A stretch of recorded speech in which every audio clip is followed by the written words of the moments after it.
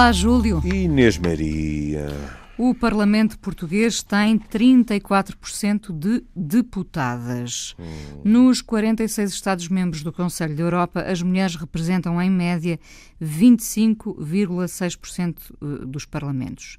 Apenas 2 países alcançaram o limiar mínimo de 40%, já agora fica-se a saber, a Finlândia e a Suécia, e 5 países estão nos 39%, Bélgica, Islândia, Holanda, Noruega e Espanha.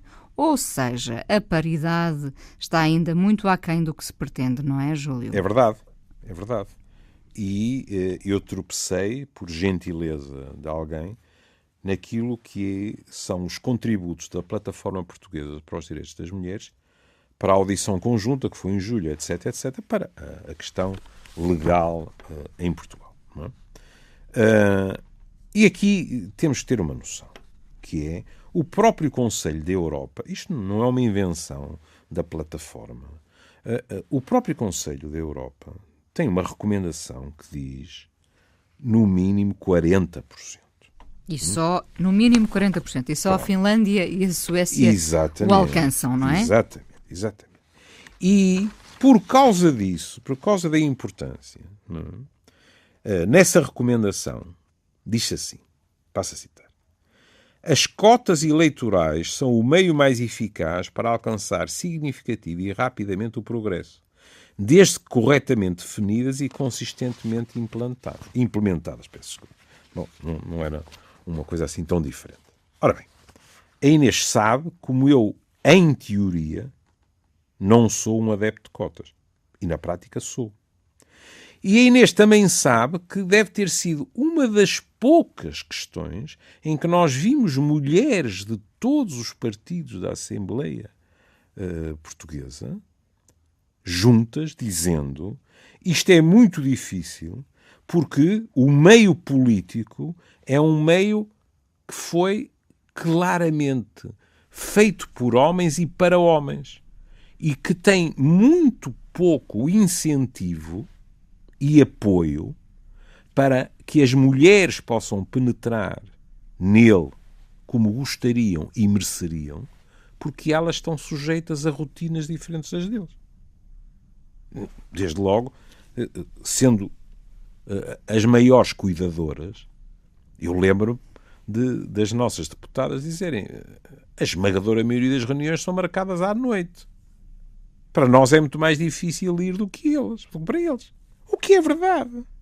Ora bem, e num dos comentários, e a plataforma apresenta... Desculpa interromper, eu estava a pensar nos parlamentos como quase clubes secretos, aqueles clubes restritos a homens, onde se dizia mulher não entra, não é? Por exemplo, aqueles clubes britânicos, não é? Que eles ficam quase com um infarto de miocárdio. É verdade. Se veem umas saias, não é?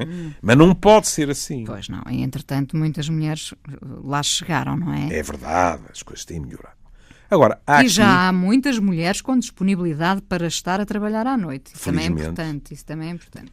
O que significa que se são mulheres com uma família estruturada à sua responsabilidade e do seu companheiro ou da sua companheira, significa que há partilha de tarefas lá em casa. Porque estas coisinhas estão ligadas, percebe? Se a política familiar for igualitária, é mais fácil a política na Assembleia também ser igualitária. Mas há uma coisa que eu quero dizer. É que nos comentários a este tipo de notícia, e por exemplo, às sugestões da plataforma, que não tenho tempo aqui para explicitar, mas que apontam para o limiar da paridade nos 50%, etc. Há uma coisa que é: nunca falta alguém, e eu respeito, porque eu partilho isso em termos teóricos, que diga assim: não, mas isto tem que ser uma meritocracia, isto tem que ser pelo mérito. Mas para ser pelo mérito, ambos os sexos têm de ter condições que permitem isso. O que significa, e agora se calhar vou escandalizar alguém, no dia em que a igualdade de oportunidades for atingida, pode perfeitamente acontecer, porque será o mérito e a motivação a definir listas, candidatos, participantes dos governos, etc., pode muito bem acontecer que aqui e acolá não exista obrigatoriamente paridade. Porque naquele caso, por mérito, qual é a grande diferença? É que isso será a exceção num mundo em que a regra é a paridade. E aí ninguém se vai queixar, porque as pessoas não terão a desconfiança de que aquilo aconteceu porque metade da humanidade continua a não ter as mesmas condições de progressão aqui na política que a outra metade. Até lá precisamos de regras e desta lei. Até lá temos muito que pedalar. Um beijinho, Júlio. Filho.